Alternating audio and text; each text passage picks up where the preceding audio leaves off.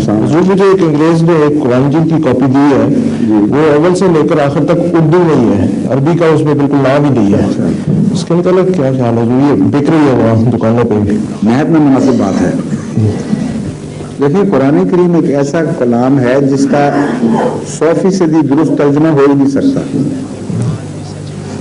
और बातों के अलावा इसकी कुरान करीम की आयात के मुख्तलिफ बुतून हैं, और अरबी जुबान में भी इतनी वुसअत है कि बाज़ दफ़ा एक एक लफ्ज़ 25-25 माने रखता है। हर जुबान में ऐसे लफ्ज़ होते हैं, पंजाबी में भी हैं, उर्दू में भी हैं, लेकिन अरबी को तो कमाल हासिल है इसमें। जैसा हम बचपन में खेला करते थे कि वट का मतलब क्या है, तो कई वाटन बनते हैं पंजाबी में, देखे ना आपने। एक वो जिससे पानी निकलता है, वट होती है उठने वाली। एक वट खुद पानी होता है, पसीना। एक वट गुस्सा है, एक वट बल है। तो बेश कई वट हैं। वो लोग इस तरह छेड़ा करते थे एक दूसरे को, बताओ वट का क्या मतलब जी?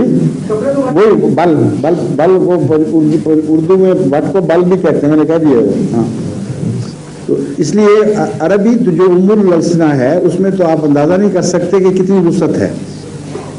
हर माने में मुख्तलिफ शेड्स हैं, और फिर खुदा ने चुनी हो जुबान, एक एक लफ्ज़ को, एक एक हरफ को चुना हो, तो वुसअत कितनी हो जाएगी।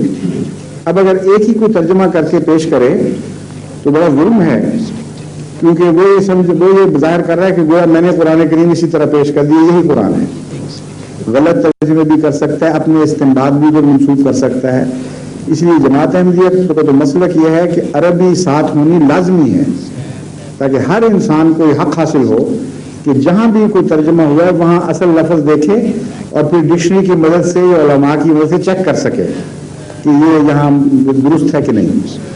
और इसके अलावा भी इसमें इज्ज़ पाया जाता है, तर्जुमा अरबी साथ देने में इज्ज़ है।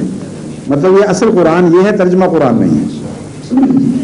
बगैर कुरान के तर्जुमे में तो ये गोया के तकब्बुर आ जाएगा कि ये देख लो कुरान हमने पेश कर दिया। मगर कुरान के साथ अगर अरबी हो, और अरबी के साथ अगर तर्जुमा हो, तो इंकिसारी है इसमें कि कुरान तो ये है, हमारे नज़दीक इस कुरान का ये मतलब है।